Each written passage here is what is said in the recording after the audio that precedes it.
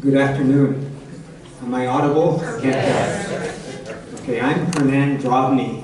Many people know me as Nano, and it is a joy to be the person introducing my old friend Rob Meeropol to you. I met Rob in September of 1965 when we were assigned dorm rooms right next to each other when we entered college. And he was the first unabashed, unapologetic, progressive leftist that I had met.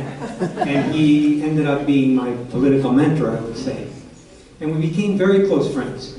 We hung out, we listened to music, we went to eat meals together, we played ping pong, we invented a game in the hall, a ball game in the hall that didn't please our fellow hallmates. And we spent a lot of time together over the years. We even studied together sometimes. That summer, after our freshman year, we stayed in touch. I got to know his father, Ethel and Meeropol.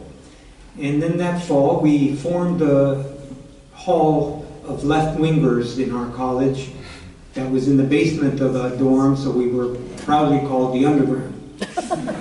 And so we stayed very close. Over Christmas vacation that year, I went to a holiday party when I was home, and a friend of mine who also knew Rob came up to me and said, "You know, I know something about Rob that you don't know."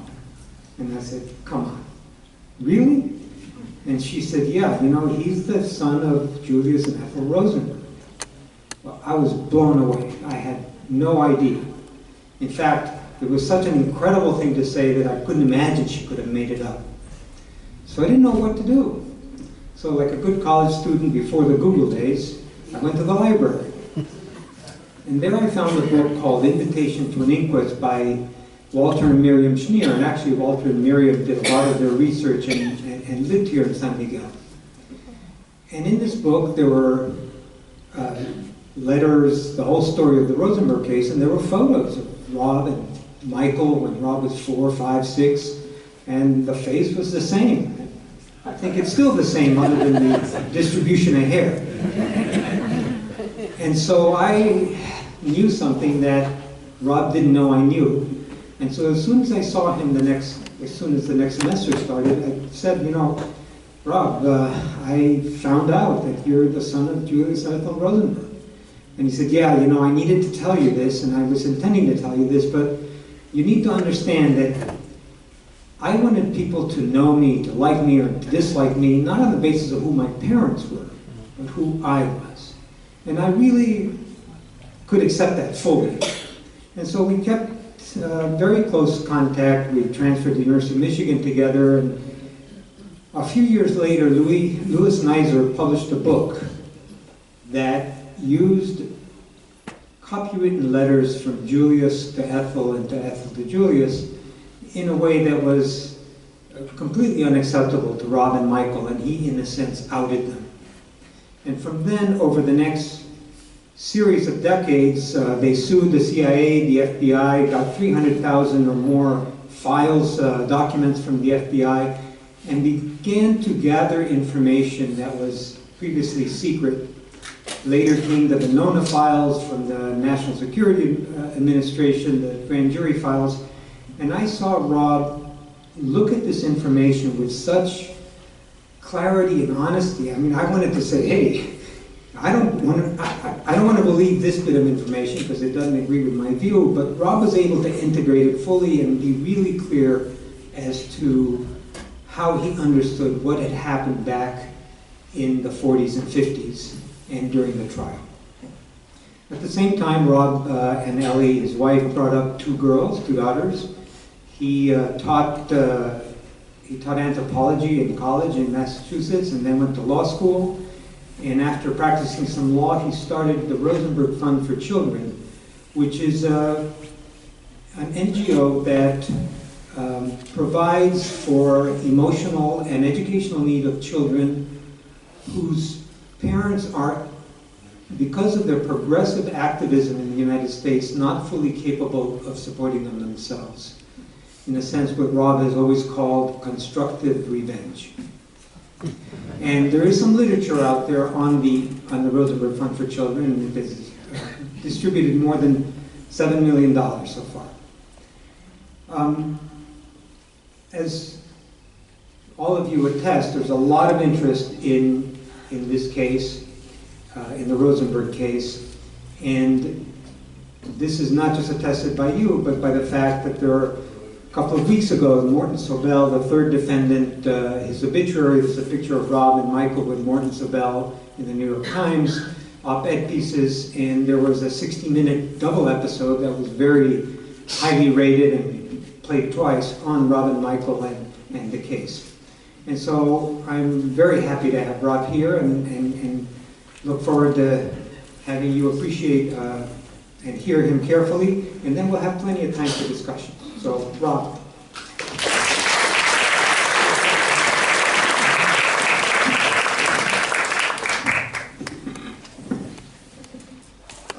Is this the microphone high enough? Let's see if we can. You're too low. Technology is not my strong. There we go. Nana was always shorter than me. Thank you, Nana, for that introduction, and Cliff for arranging this, and thank you all for, this is kind of a theater in the round here. I'm going to shift around just a little bit.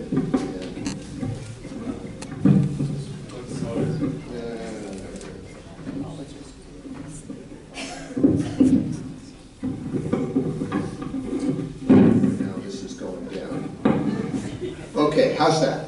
Good. So as I said, thank you all for coming out, and I'll try to turn this way on occasion. So in the next 45 minutes, I'm going to try to tell you a lot about the story of my life. I'm going to start with what happened to me as a child after my parents' arrest, and go on to talk about the evolution of my views on my parents' case, and finish with the recap of I say my, but my brother and I, our latest public campaign to exonerate my mother, Ethel Rosenberg. Well, oh boy, my phone just pinged, which is a good thing to tell people if you can silence your phones. In 1950, when I was 3 years old, my parents were arrested and charged with being master spies for the Soviet Union. More specifically, stealing what was called the secret of the atomic bomb. Judge Kaufman, the trial judge, in sentencing them to death, said they altered the course of history against our country. When I was 6, they were executed. So I grew up believing that my parents were framed, that a terrible wrong was done to them and me by our government. Yet I consider myself lucky because in 1990, I found my calling when I started the Rosenberg Fund for Children, and was able to make it my full-time job for the next 23 years when my daughter, Jen, became its executive director. My job until I retired in 2013 was running the Rosenberg Fund for Children. It was a public foundation that is providing for the educational and emotional needs of children in this country whose parents have been targeted in the course of their progressive activity, as Nana just said. I'm not going to talk that much about the foundation in the body of my presentation, but perhaps someone will ask me about that in the discussion period afterwards. My father was arrested 2 months after my 3rd birthday. We were living in a small apartment on the Lower East Side of Manhattan, Knickerbocker Village, at the base of the Manhattan Bridge, for those familiar with that area. And it was evening, and I was already asleep. My brother was listening to a radio program, because we didn't have a television. It was the Lone Ranger radio program, his favorite program. He was, at the time, 7 years old, and there was a knock on the door, and it was an FBI agent. And the FBI came into the house and immediately, arrested my father, but in the process got into a battle of wills with my brother. They didn't want him listening to the radio, so they turned off the radio. My brother was assertive, some might say spoiled child. He turned the radio back on, and there was a back and forth, which finally ended when my mother said, "I want a lawyer." At that point, my brother got upset. My father was taken off, and I don't believe that my parents had anything to do with the theft of the atomic bomb, but that's another matter. But two things I want to say right now. From the moment of my parents' arrest, they were repeatedly given a choice. They were told, cooperate, name names, say what we want you to say, and if you do, your lives will be spared. And if you don't, think about what would happen to your children. They refused, and that's why they were killed. And the fact that they had children was used to force an attempt to extort cooperation from them. Now, my mother's younger brother, David Gringlass, and his wife, Ruth, also had 2 children, and they were arrested, or David was arrested, Ruth was not, and they were offered the same deal, and they took the deal and became the chief prosecution witnesses. And part of the deal was that Ruth Gringlass, David Gringlass's wife, would not go to prison, would end up being able to take care of their kids. So I talked about my father's arrest. We lived with my mother for a few weeks, and then she went to testify before the grand jury, which was still investigating what was going on. And when she was done with her testimony, she too was arrested. And except for a few prison visits, neither my brother nor I ever saw either of our parents again. Now, my mother had left us with a neighbor when she went to testify. And the neighbor, when she didn't come home, the neighbor had, what are we going to do with these kids? But she had a decent head on her shoulders, and she knew that my mother's mother lived just a few blocks away, also on the Lower East Side. So she took us to Tessie Gringlass's house, which seemed like a reasonable thing to do. The parents are arrested, take them to Grandma. Didn't work out so well. That's because, as we learned in our work and decades later, Tessie Gringlass was cooperating with the FBI. She was trying to get my mother to leave my father and back her son David Gringlass's story. And in order to put pressure on my mother, she visited her in prison, and she said, "The kids are driving me crazy, I can't deal with them, and you know, if you would cooperate, you would be released so you could take care of them, and if you don't agree to this, then I'm going to place the children in a shelter."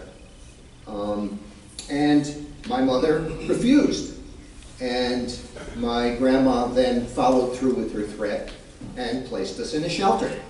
And I remember, it's the source of one of my first clear memories, was my grandmother didn't have the heart to try to explain to these little kids why she was doing this, so she made up a story.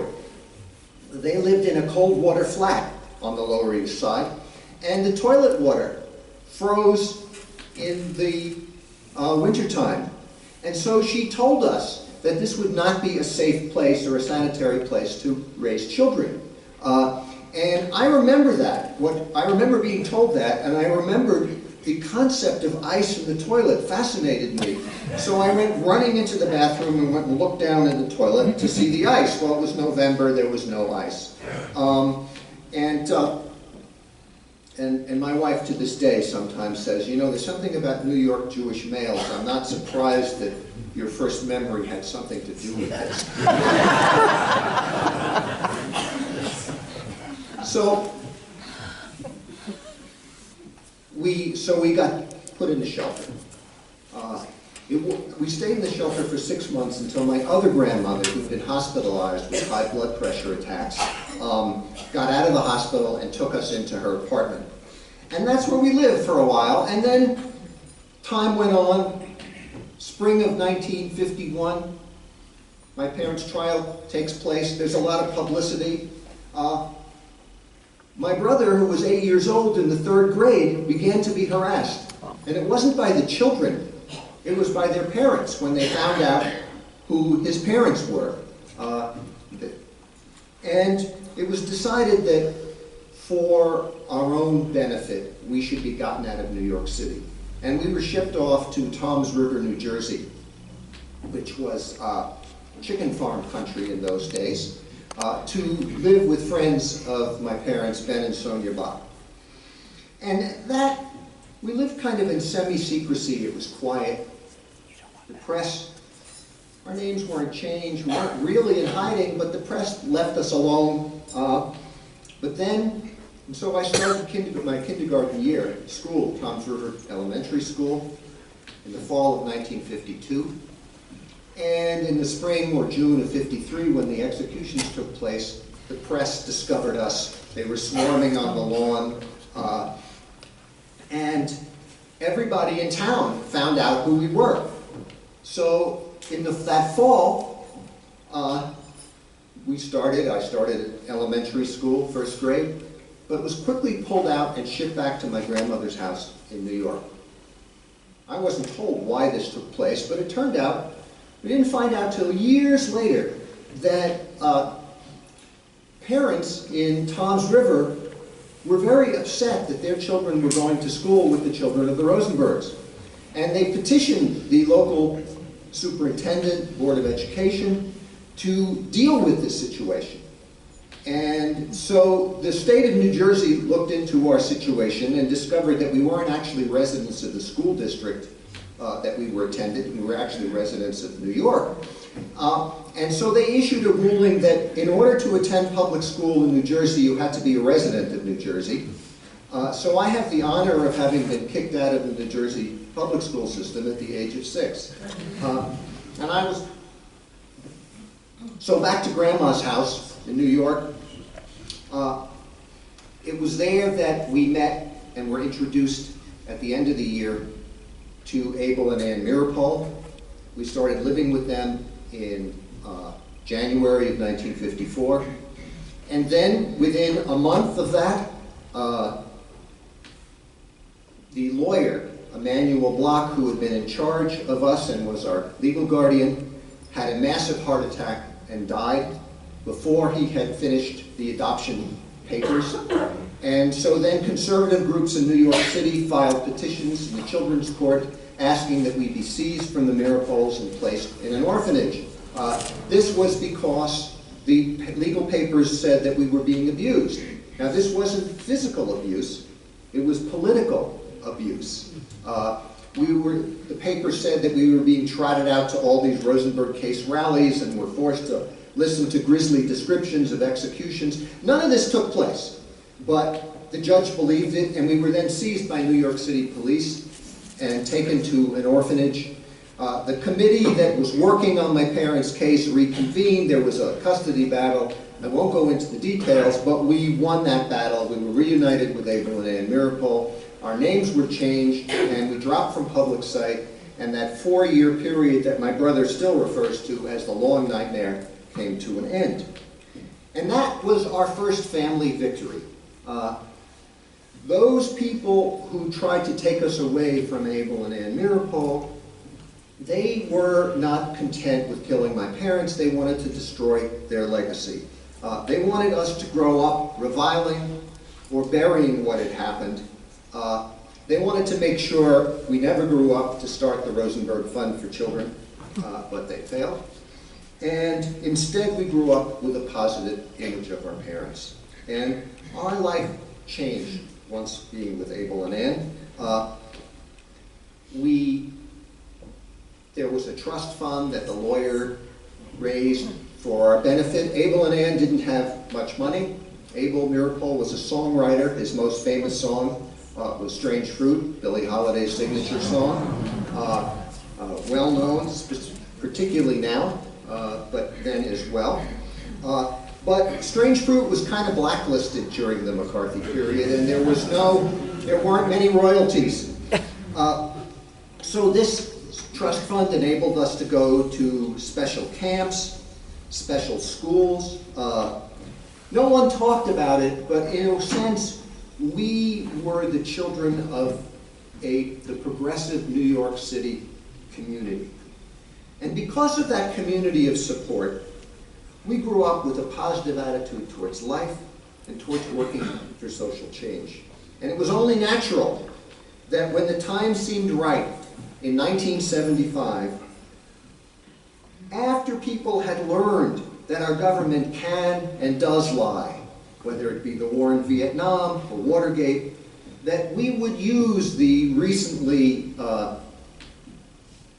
energized Freedom of Information Act to sue the government and launch our effort to reopen what we call reopening our parents' case.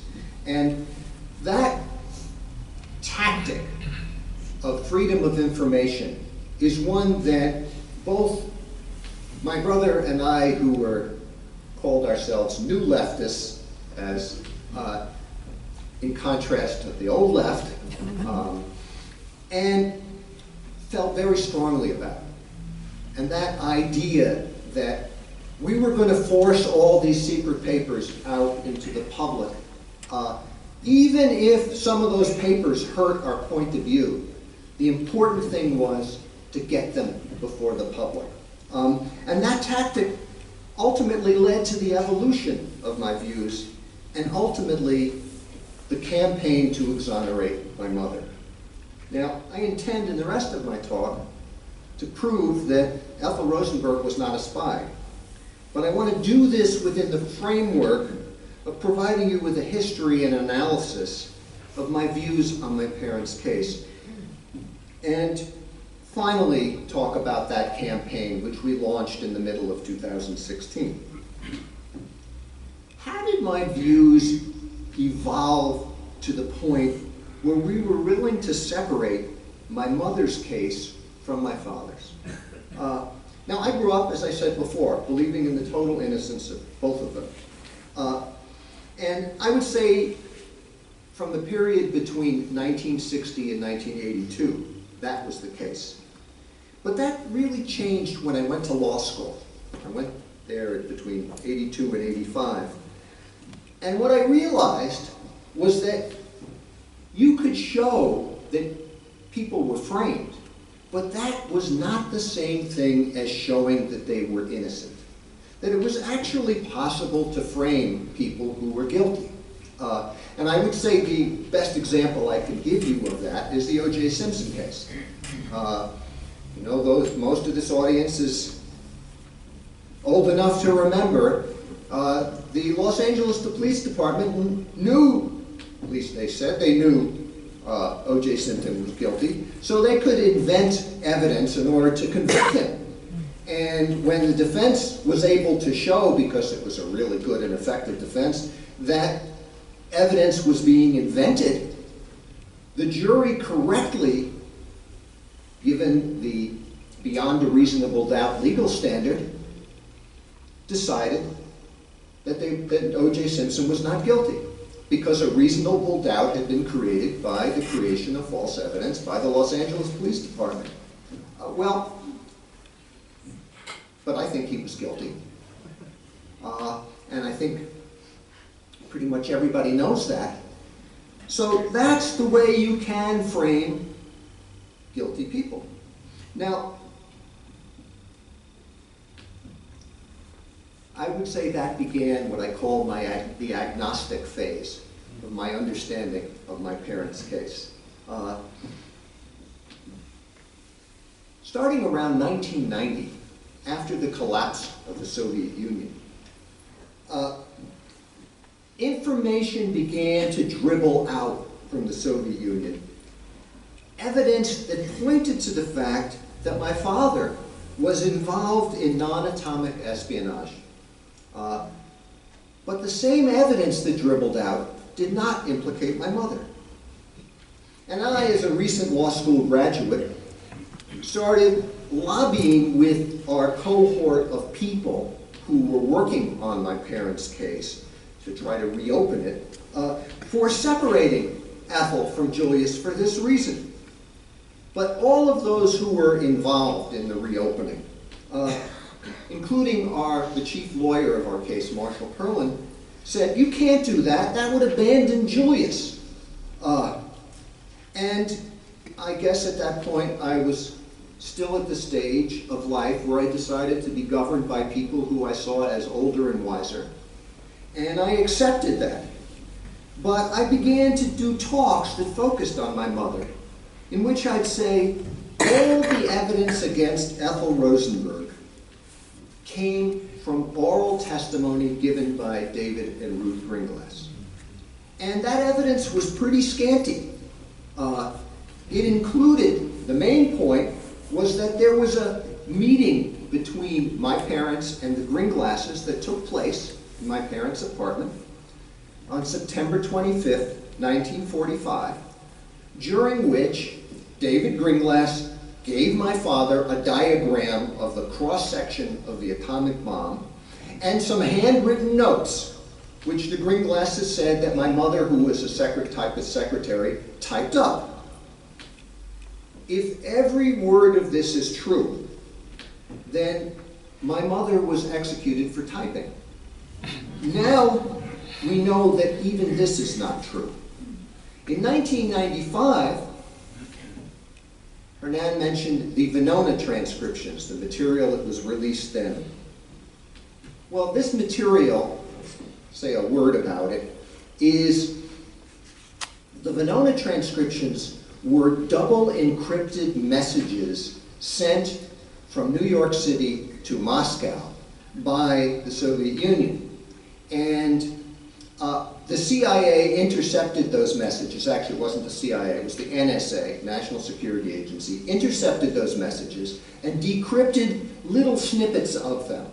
And maybe if somebody's interested in the whole, what encryption and decryption is all about, that can come up in the discussion period. But for now, I'll just say that one of the things that was discovered about the Venona transcriptions was that the Soviet Union gave all of its agents code names.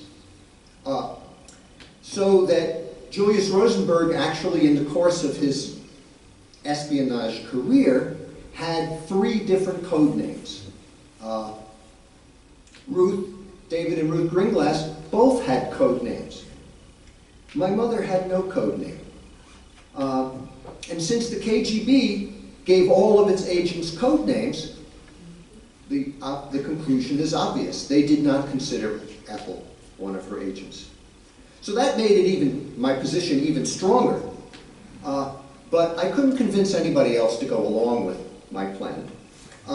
And it stood that way for over a decade, and I was pretty frustrated, I must admit. The big change occurred in 2008.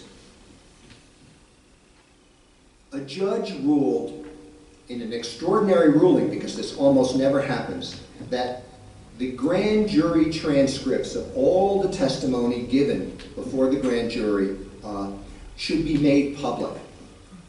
In general, grand jury proceedings are kept secret, but a judge ruled that so much time had gone by and that this case was of such historical importance that anybody's testimony in which that person was still alive could be kept secret. But if someone had died, their testimony would be released. And included in the release of this testimony was the testimony of Ruth Gringlass, because she had died earlier that year. When Ruth Gringlass' testimony was released, we discovered that there was no mention of any typing or any meeting on September 25th. And with that revelation, the mainstream media, for the first time, began to question my mother's guilt. In 2010, Walter and Miriam Schneer wrote a follow-up to their book, Invitation to an Inquest, called Final Verdict. A good portion of the research for that book was actually done right here in San Miguel. And it was researched meticulously, and the conclusion they reached was that Ethel was not actively involved. More grist for my mill. Finally, it wasn't until 2012 that I figured out that I finally had an opening to focus on my mother. And that was because September 28th, 2015 was the 100th anniversary, or would have been is the 100th anniversary of her birth. And I started working with the New York City Council to get a proclamation declaring my mother's execution wrongful to be issued on the date of her 100th anniversary of her birth. That progressed as the time went on, because we had a three-year window at that point. But then we got a little luck that came along. First, in July of 2015, David Greenglass's grand jury testimony was released because he died a year earlier. We were surprised by David Greenglass's testimony because he didn't, unlike Ruth, who just didn't mention anything about my mother, David Greenglass affirmatively stated that my mother was not involved. This was unexpected. We thought he'd just echo Ruth's testimony. And this gave us two critical benefits. First, this was a direct contradiction of his trial testimony. And second, it's very important because both testimonies were given under oath. And they contradicted each other. So, essentially, this was 100% proof that both David and Ruth Greenglass were perjurers. They either perjured themselves before the grand jury or they perjured themselves at the trial. But we now knew that the only people who gave evidence against my mother were inherently unreliable. Now, with this new release of evidence, we interested the New York Times in writing an op-ed piece in which we called for Obama to act on my mother's case before he left office. And again, we had luck. And the luck we had was just the passage of time.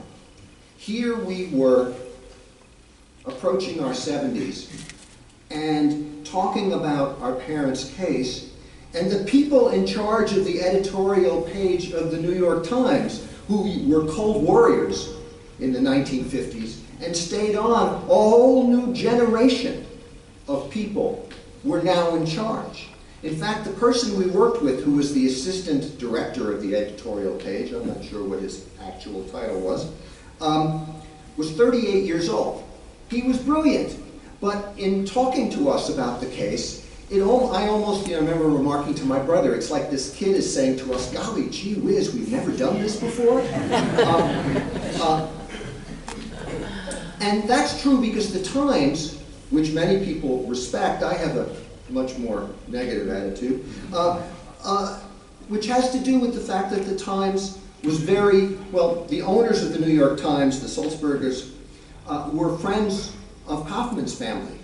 They socialized together. And so the Times was never our friend. But now a generation had flipped, and all of a sudden we had this editorial, and that stirred up some interest at CBS News. 60 Minutes contacted us. We first talked to them in September of 2015. And all of this activity juiced up interest from the New York City Council, and the Manhattan Borough President became involved, issued a declaration on my mother's 100th birthday declaring that day to be the Ethel Rosenberg Day of Justice in the borough of Manhattan. 60 Minutes decided with all this activity to do a big push. We spent 3 days with Anderson Cooper in February of 2016. And then the RFC, the Rosenberg Fund, decided they can complement all of this by getting involved with an online petition campaign to gather support for this exoneration effort.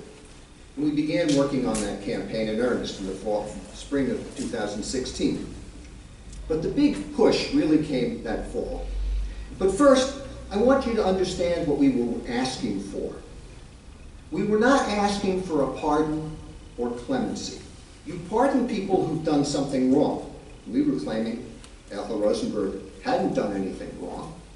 And you give clemency to people who are in prison.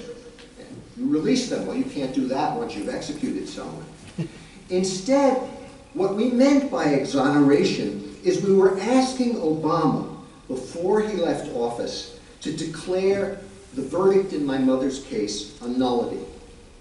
We would consider Ethel exonerated if Obama did this. But back to the fall of 2016. The 60 Minutes put off its program until the fall so they could do a double segment. That was aired in early October. We had a full 2-page spread in the Boston Globe. My brother and I, both residents of Massachusetts. My brother now lives in New York, but for most of our lives we've been residents of Massachusetts, supporting us. Maybe some of you saw it. We got the support of our senators, Elizabeth Warren and Markey, our congressman, Jim McGovern, and Richard Neal. You'll see their names a lot in the news because they now head important committees in the House of Representatives. Supported our efforts. And on December 1st of that year, my brother and I recreated in our own way a famous iconic picture of my brother attempting to deliver a letter to President Eisenhower when he was 10 years old. Instead, on December 1st, 2016, my brother and I went down to Washington, D.C. with 2 boxes filled with 60,000 people who had signed petitions to exonerate my mother and attempted to bring them to the White House. As you can imagine, that didn't get very far. We got to the kiosk at the gate and was told, no, you can't do that. But we had informed the media, and there was a huge media scrum. Every network was there. And in fact, at the press secretary's briefing that afternoon, the very first question asked was about whether they were going to do anything to exonerate my mother, and the response was the non-committal, we're looking into it. When we began this campaign, I figured we had about a 1% chance of success. By the time we got done with this press scrum and 60,000 people and all this publicity, I figured we had about a 20% chance of success. But it didn't work out that way. But I want to take a step back and take a look at the facts of this once again. I mentioned the typing incident.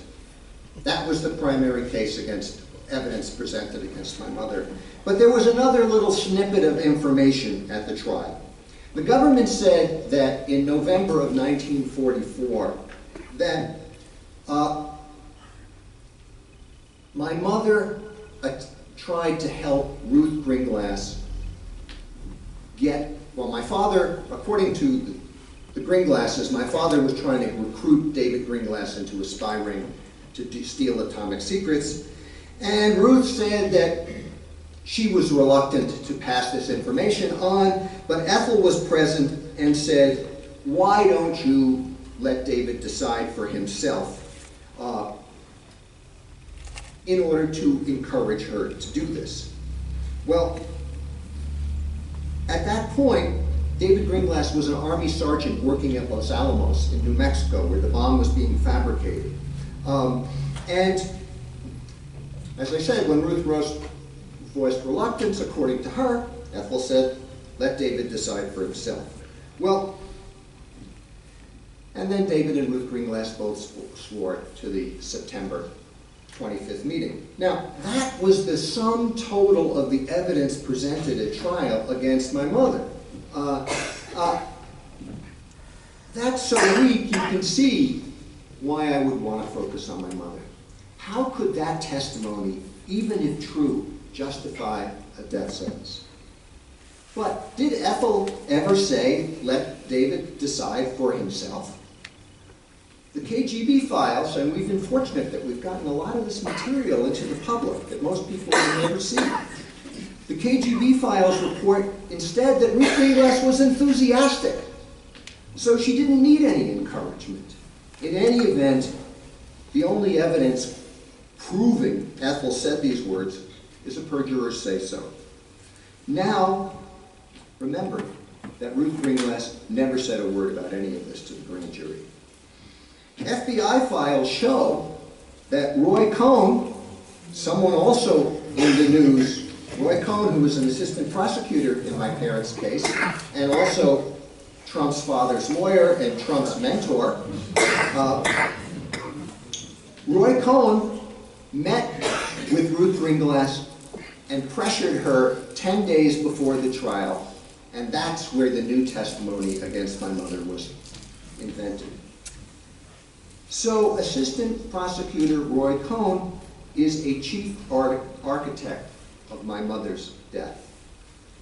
The second claim about the typing also has no supporting evidence and is contrary to the grand jury testimony. Both Greenglasses failed to mention the September 25th meeting before the grand jury, and let alone anything about the typing. Further, David Greenglass said on national television in 2001 that he lied about Ethel's typing at trial.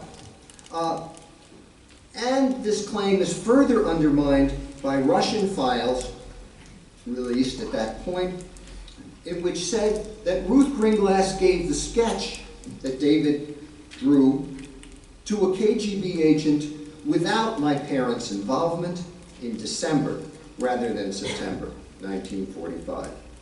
Now, there are those who still want to proclaim that my mother was guilty. And the way they do that is they avoid all this proof of the evidence against her being phony at trial by just ignoring it. Instead, they focus on snippets of information contained in hand-copied hand-copied notes that were secreted out of the Soviet Union, or out of Russia actually, because it was no longer the Soviet Union, by a defector who defected to Great Britain, a guy named Vasilyev. And I want to read to you the sort of provenance of this material, because if I just said it, it would your eyes would glaze over. So, that material was smuggled out of Russia and translated into English. These translations were based upon Russian language decryptions of double encrypted Russian translations of an English language summary reportedly provided by Julius Rosenberg to KGB agents. Vasilyev's copied notes of these files only report that after going through all of these machinations, that Julius wrote that Ethel said words right-wing professors claim encouraged Ruth's involvement.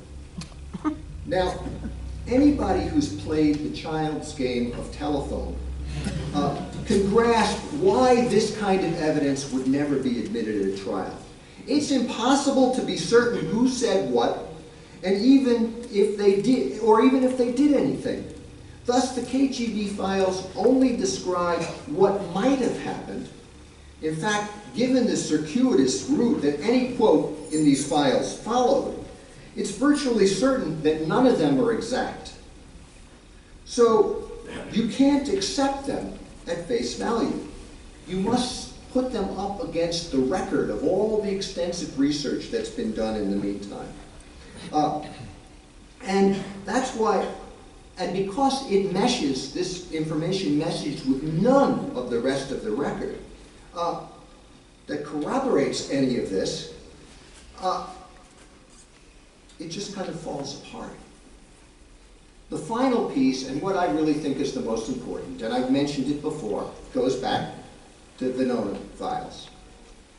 The KGB gave all of its agents code names. Now, they gave some code names to people who weren't agents, like President Roosevelt had a code name. I think his code name was Captain.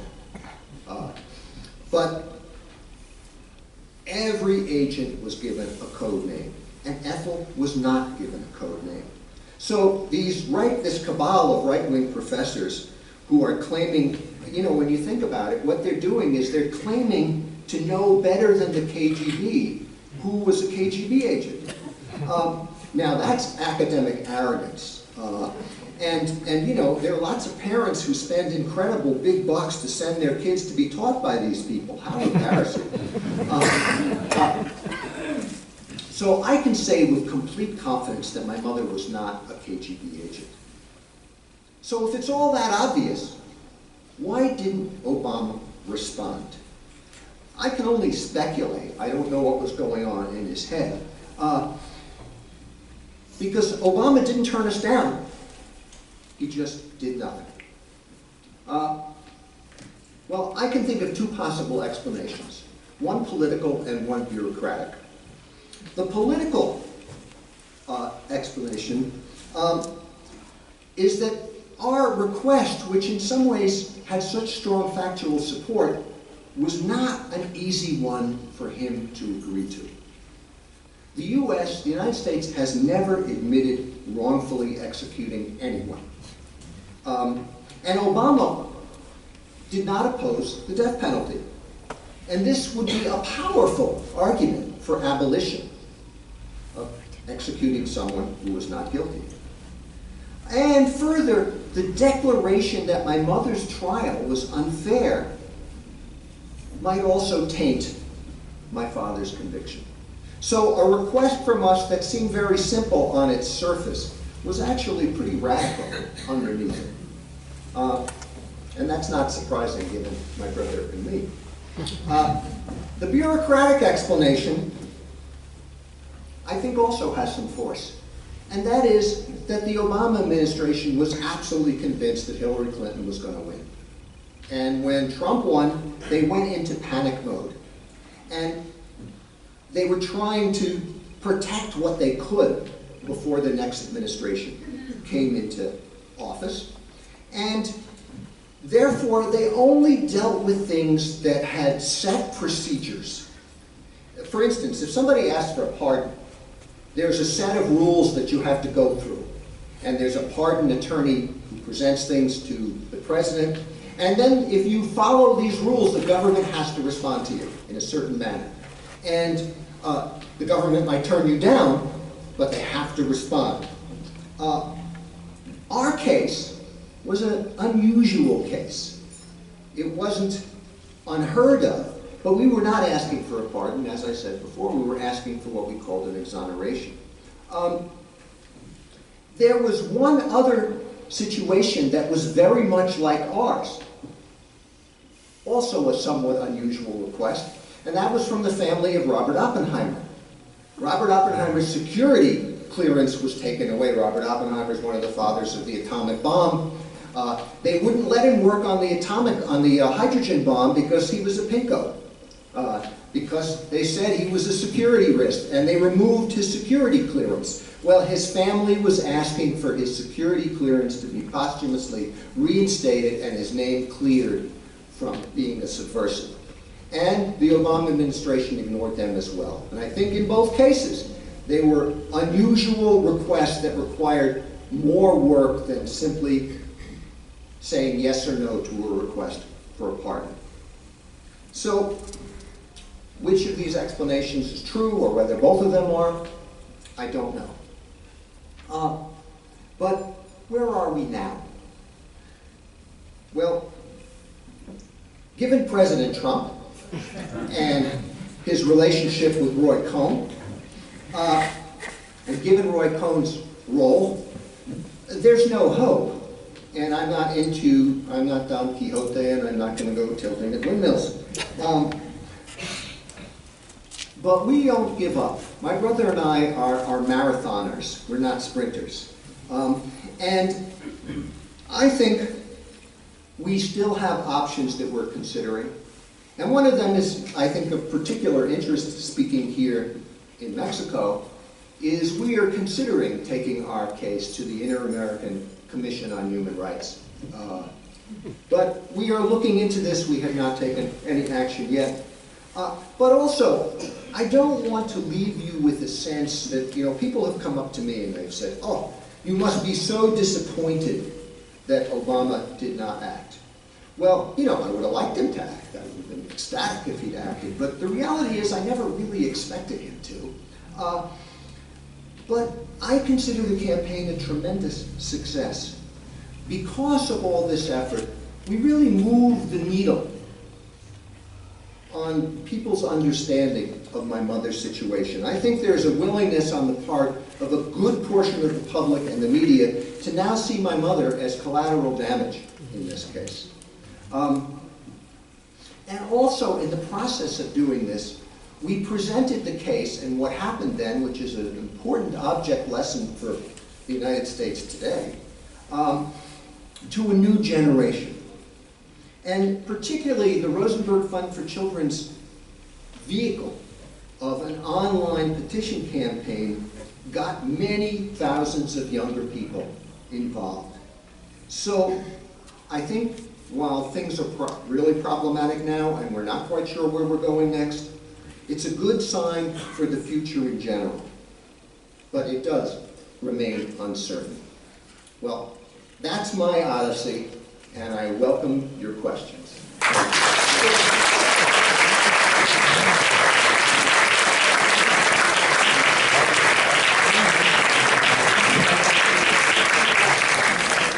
Thank you. It's very dry here. No kidding. Of course, I'm not telling you anything you don't know. Okay, questions about anything? So, and why do you think your FBI went after your mother or so hard? Well, one of the question was, why did the FBI go after my mother? Well, again, we're incredibly fortunate to have, through our Freedom of Information Act, all these files. And the files are really, they're kind of hair-raising because you see the inside of the prosecutor's thinking. And what they decided was that, I don't know why I'm suddenly feedbacking. Oh, it's because of that. Turkey back to reduce feedback. Okay.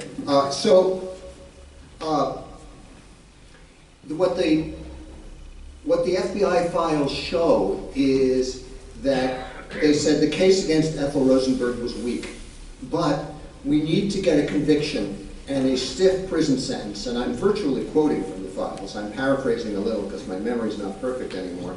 Actually, it was never perfect. And give her a stiff prison sentence in order to get Julius to cooperate. In other words, my mother was taken as a hostage to coerce my father into saying what the FBI wanted to say. And the reason they wanted my father to say what he said was that my father, who had a BA in engineering, was not a scientist. But he had lots of buddies who were scientists. He went to City College with them, and they went on to graduate school. And my father was not much of a scientist, but he was a charismatic political talker and thinker. And he was the recruiter. He's the one who got his buddies to provide. It didn't have anything to do with the secret of the atomic bomb, but this was World War II. This was when our entire industrial plant was militarized, where GM was not manufacturing cars anymore; they were manufacturing tanks, and so you could do military industrial espionage that was actually quite helpful to the Soviet war effort against the Nazis. This was all an effort of young people to help the Soviet Union defeat the Nazis during World War II, without having anything to do with the atomic bomb. And my father was the organizer. So the FBI wanted him to name the names of all of his comrades. In fact, one FBI agent said, you know, if this guy would disgorge, that's the word they used, disgorge, we'd have the biggest spy case in the history of the world. Well, so that was the FBI's rationale. And you know, when you think about that, and you think about it in the age of terrorism, I mean, that's what terrorists do, right? They take a hostage, and they demand that you do something, and if you don't do it, then they kill the hostage. Well, that's what the government did. Other question? You have a friend? I just wanted to say that our rabbi was Rabbi Irvin Kozlow, Uh-huh. and that Marla Kozlow is still alive. She speaks of it now. Yeah, Rabbi Kozlow was, my parents were not religious, but in prison on death row, they actually spent a fair amount of time with Rabbi Kozlow, who was quite a, gave them a lot of solace.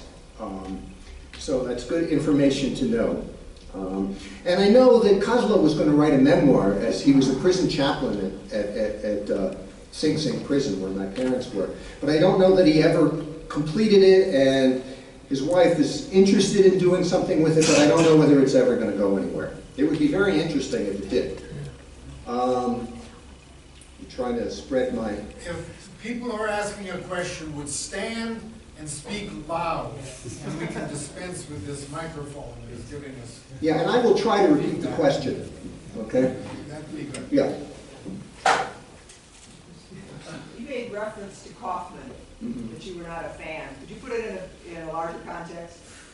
Well, I mean, I was really talking about Kaufman and the FBI. I mean, not Kaufman and the Sulzbergers in the New York Times. But Judge Kaufman, okay, the question was, could I put can I give you some context for Judge Kaufman for my attack in a way on Judge Kaufman?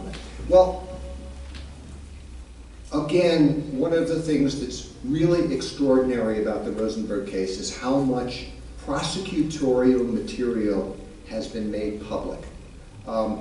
And what other researchers have discovered over time, and the fact that Roy Cohn, aside from being one of the biggest sleazeballs of the 20th century, was an incredible self-promoter who liked to hear himself talk.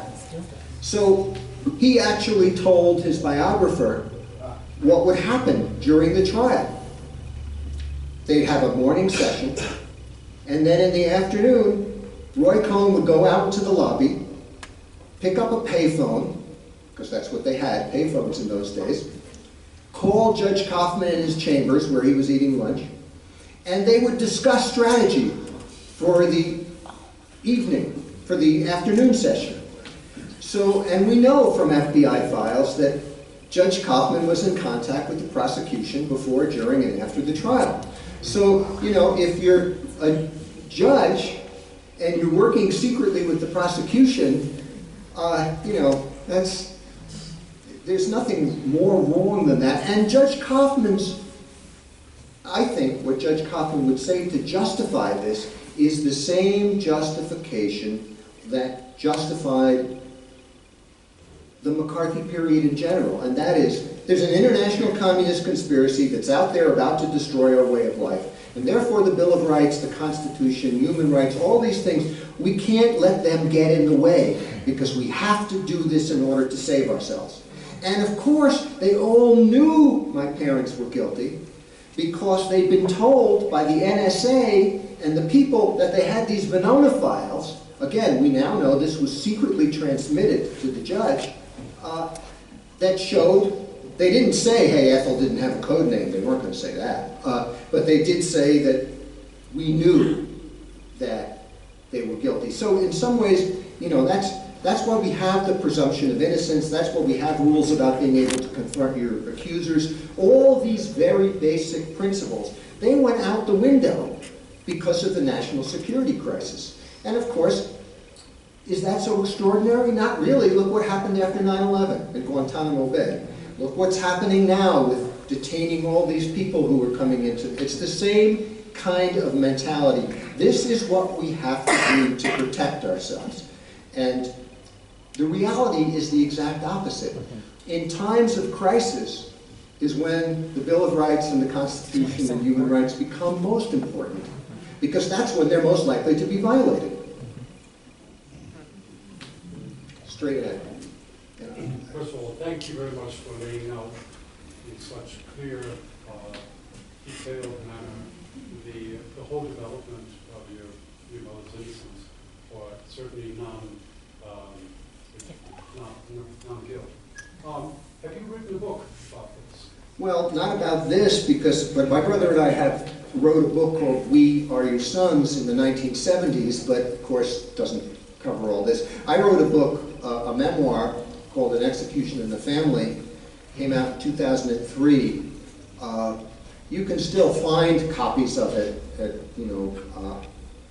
I'm not a great big fan of Amazon, but there's Abe's Books, which is independent bookstores and others, and you can find copies of it around, but basically it's out of print. In terms of this whole journey, it's an interesting, when I retired, I thought I was going to write another book, but I haven't started one, and it's now 6 years, so I don't know that I ever will.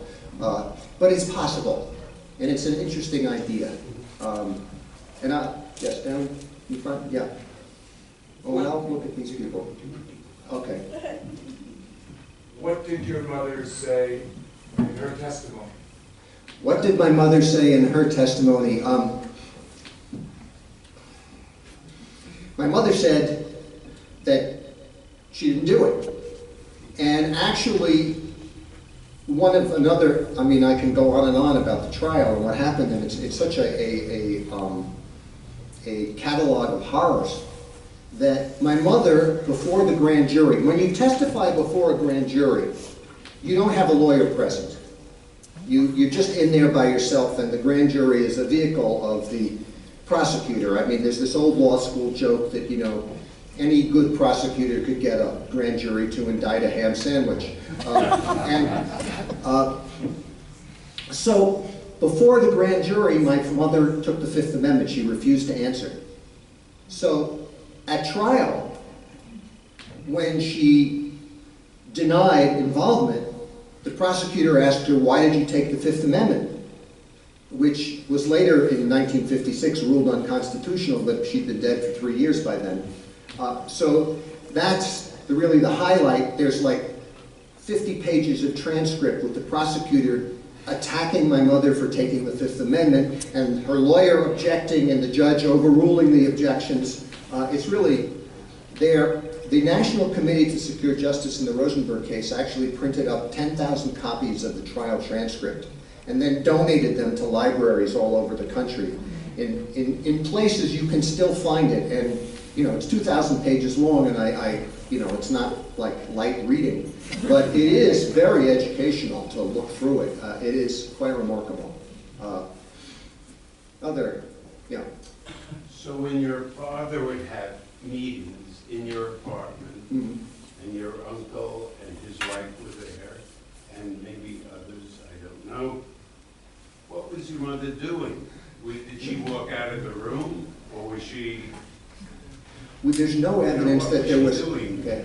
The question was, when my father had meetings in the apartment, what was my mother doing, so that she wasn't involved? Well, there's no evidence that there were any meetings in the apartment. I thought you said that... Ruth Greenglass said there was a meeting, but she said, but we now know that to the grand jury, she never mentioned any meeting. The FBI files said we have to get more evidence against my mother. Then Roy Cohn meets with Ruth Greenglass, and all of a sudden, my mother was present, and that was 10 days before the trial. So it's just the fact that there was such meeting was something that was concocted between Roy Cohn and Ruth Greenglass. Now, I can't prove this, but I think that's what the record indicates. So it just didn't happen that way. What I know about my father's work in the 1940s was there was an apartment a few blocks away where some of the men would meet and exchange whatever they were exchanging. The other thing that I want to say, and I guess it's on my mind because I know this was discovered by Walter and Miriam here in San Miguel, the Russian files indicate that in February of 1945,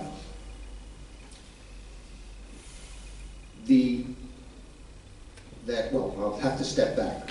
The FBI burglarized the office of the Communist Party in Lower Manhattan, and got their membership lists, discovered that my father's name was a member of the party. My father at that point was working for the Army Signal Corps of Engineers, and you had to sign an affidavit swearing you would never a member of the Communist Party to get the job. So they fired him for perjury. The KGB files indicate that when he was fired in February of 1945, that they thought the FBI was onto him. So according to Walter Schneer, they gave him the pink slip. I don't think they gave him the pink slip. They suspended him from all activity. They said, give your contacts to someone else, don't do any work. And there's a file then 2.5 years later, in early 1948, in which the KGB reinstates my father. And that's where some work he did with Morton Sobel in 1948 came in. But for the 2 years when this supposedly took place, my father was on suspension. He was not doing anything. The Ruth Greenglass was given over to someone else.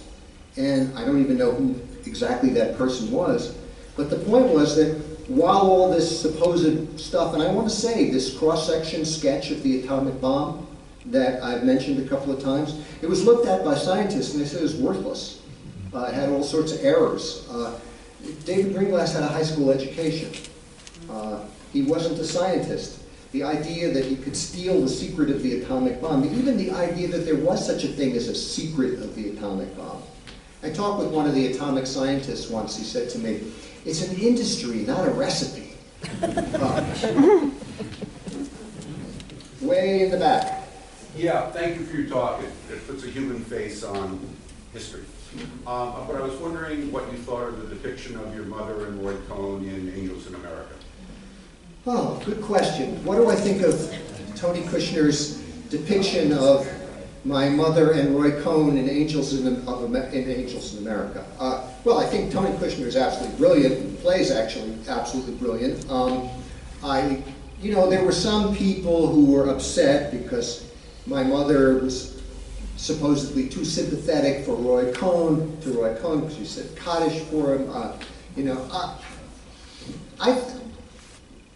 It's theater, it's fiction, and I think it's brilliant. In terms of if I want to be a theater critic, I think that when it was broadcast on HBO and Meryl Streep played my mother, my mother didn't have that thick Yiddish accent that Meryl Streep. That was over the top. My mother sounded like a New Yorker, not someone who's, Yiddish was her first language. But still, I thought it was brilliant. I think perhaps a little too long, but still brilliant. Anybody here have a question? No? Okay. Yeah. I was brought up in, I was a red dot baby like you. Brought up in a home with communist parents and lots of meetings. I was wondering when I decided to come to this,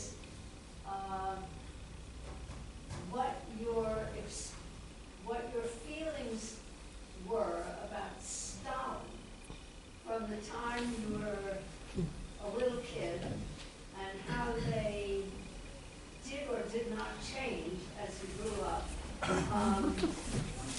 I had a picture of my father receiving the Stalin Peace Prize on the wall of my house until I was in my 60s, and a neighbor suggested to me very delicately that I might want to take it down.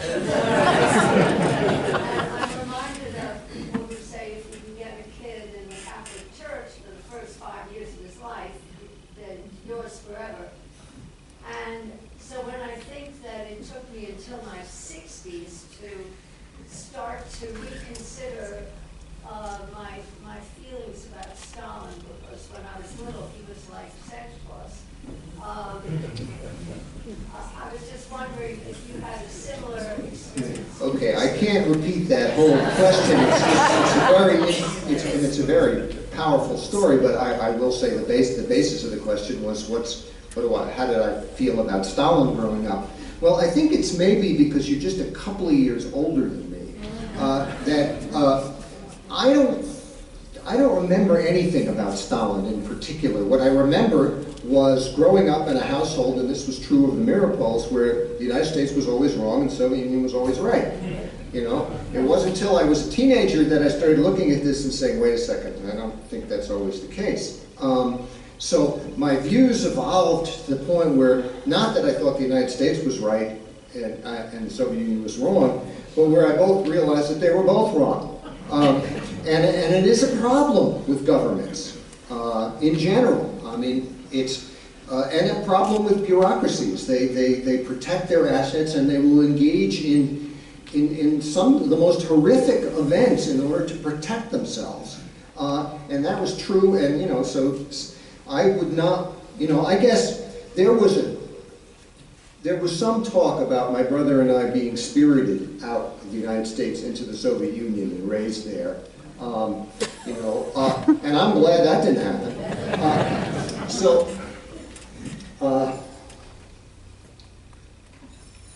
I guess that's the best I could do in answering the question. Straight on. Do you think anti-Semitism played a part? Yeah, I think it did. The question is, did anti-Semitism play a part? It played a part, but it's not simple. With the exception of one of the prosecutors who just happened to have a sort of Jewish name, who wasn't Jewish, James Kilsheimer.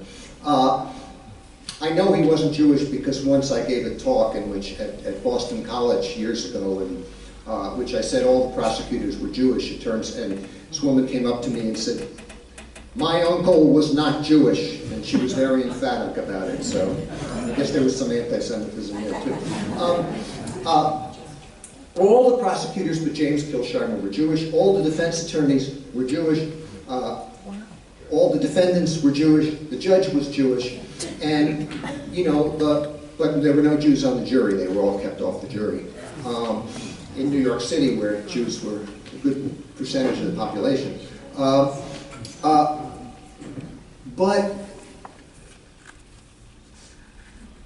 the way anti-Semitism worked was in this convoluted way in which Judge Kaufman wanted to prove that he didn't have any dual loyalties, that the only loyalty he had was to the United States. And therefore he was going to prove that Jews were loyal by giving a death sentence to his co-religionists. And I think that's sort of the way anti-Semitism worked. Now, of course, J. Edgar Hoover, who was a flaming anti-Semite, actually wrote that, if we're looking for spies, we're not going to find them among people of Anglo-Saxon heritage, is the way he put it. Again, yeah. Thank you. How did you reconcile that your mother chose to not cooperate and thereby eliminating the opportunity to see her children again? Yeah, that's a really powerful question, and one that I think is really important. Why didn't my mother cooperate so she could be with us? The problem was that if she were to cooperate, she would have had to do it by testifying against my father. I've talked to friends of my parents who said they were a unit. She could never live with herself if she did that. And that's, I think that my father was engaged in trying to aid the Soviet Union during the 1940s, and my mother supported it, not by doing it, but I don't think they had the kind of relationship where it was kept secret from her. So I think they were political comrades. I think she was, there's some KGB files in which through the Venona transcriptions, in which there's in view of delicate health, Ethel does not work. And the chief decryptor from the NSA does an analysis of what does not work mean. And he says it means she didn't do espionage work. And there's another file in the Russian papers that say Ethel did not work because of delicate health. Well, I know my mother had a bad back, but why would someone with a bad back be unable to do espionage work? It wasn't like they were laying bricks or something. And I think basically my parents decided, they had 2 kids, my father was involved, keep my mother out of it so that if he gets caught, she can stay home with the kids. I think that was their thinking. They never thought that it was going to go the way it did. But then, that's about the way they acted. What about how I feel about it, given that my mother could have cooperated and raised me? Well, you know, it might have made my life easier to have my mother home at that point when I was a child. But looking back at it, over 60 years later, my parents, both of them, including my mother, had the choice. They could be Julius and Ethel Rosenberg, or they could be David and Ruth Greenglass. There was nowhere in between. If they agreed to cooperate, they're going to have to name names and involve others in stealing the secret of the atomic bomb. They're going to have to tell lies about their friends that were going to put them in the same position that my parents were in. And knowing that, when I look back on it, I would much rather be the child of Ethel and Julius Rosenberg than the child of David and Ruth Greenglass. There's never going to be a Greenglass Foundation for children.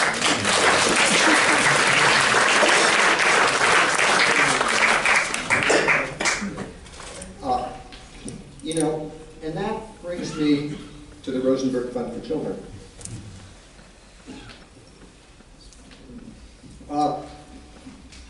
Unfortunately, there's like about a dozen copies of this literature. Anybody who wants to find out about the foundation, on the way out, this literature is on the table.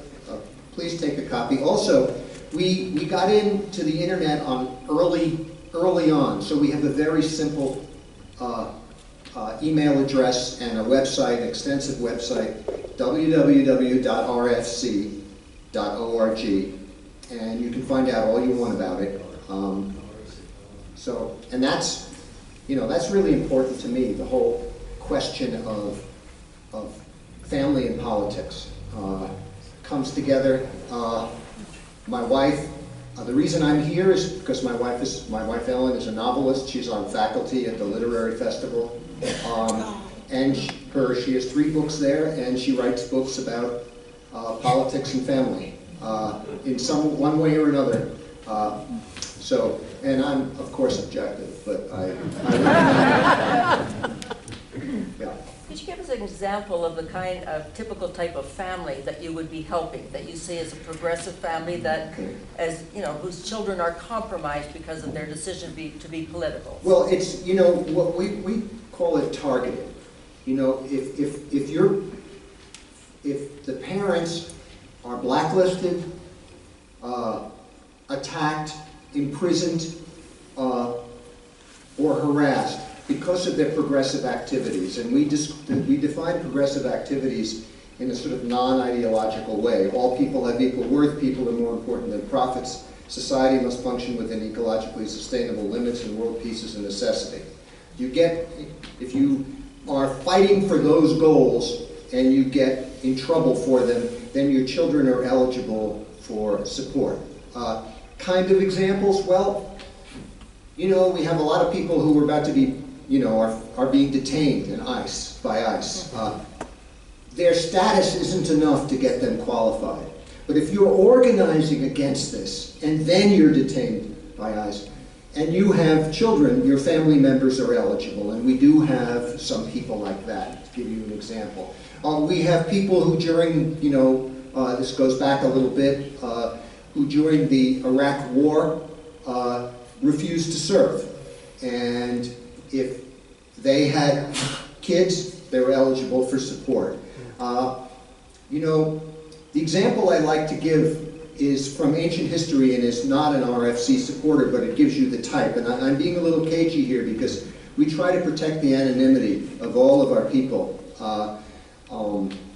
My brother and I survived because our names were changed and we dropped from public sight and we were not made into, you know, celebrities as children. And I take that very strongly. So, but I'll give you an example of someone who would have been eligible if the foundation had existed then. Karen Silkwood, you know, exposed what was going on at a nuclear power plant, was driven off the road by an unknown assailant and killed, and her children would have been eligible.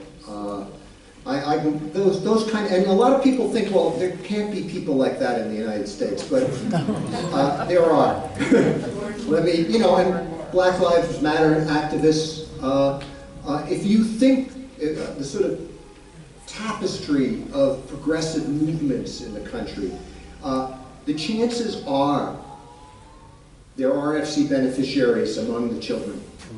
And I think that politically that's really important because sometimes we think that politics and attempting to change the world and working to make society better is something that should not be done by people with small children, that because doing that endangers the children. But you do that for the children. And if we're going to leave politics to people who don't have families, we want people with family concerns. We want people who have an ordinary existence. They're the people who can make the changes on the ground. So that's, you know, I guess I have this idea that if we can show solidarity and community to people who are doing good work, it will make it easier for more people to do good work. Straight ahead here. In your research, did you uncover any specific information that you obtained of what your father actually did give to the Soviet Union? Like, what were the specific things? Well, it's, you know, okay, the question is, what did my father actually give to the Soviet Union? Well, I don't, it's the FBI, it's hard because the FBI files tend to indicate that it had to do with electronics, radar, some aviation, that kind of thing. My father worked at Emerson Radio for a while. They were doing some work of that sort. But I think that it remains, and there was, you know, stuff about jet aircraft. It remains, there are some things that we don't yet know the exact details of. But we know a lot. Seems like he worked on a lot of things then, according to them. Yeah, yeah. Well, he, you know, his buddies were. He wasn't, you know, he was sort of collecting the stuff. Yes. Just curious if the FOIC papers you got were didactic much. You know, Oh, redacted. Yeah, the FOI. Oh, yeah. We, you know, there's a lot of blanked out pages. But you know what's funny? We sued 17 different agencies. And in some cases, we'd get the same paper 10 times. And sometimes the redactions were a little different on each. And you know, that's, and I don't want to give you the idea that we've got everything, because there's at least 100,000 pages that they still refuse to release to this day. And I don't think it's because those are the most important papers. The people who are refusing to release those papers have no idea what's in them. I mean, these papers are from the 1940s. They're in boxes sitting in files. They don't want to release them, I think, primarily because of bureaucratic prerogative. There are papers. The idea that the public has the right to see what we do in their name, oh no. I mean, that's why, you know, I'm a really big proponent of freedom of information. But government, government secrecy in the United States is massive, and it's antithetical to democracy. You cannot make an informed decision about major political issues and policies if you don't know what your government's doing. You have to know what your government's doing in order to make an informed decision. And so, you know, that's That's why I think freedom of information is so important. But the bureaucrats who keep this information, they think it's their material, not our material.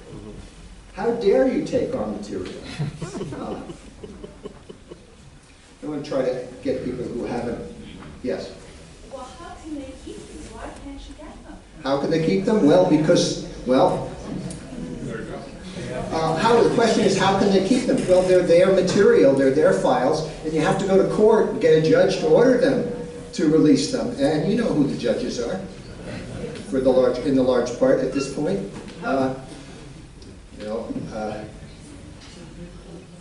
Yeah.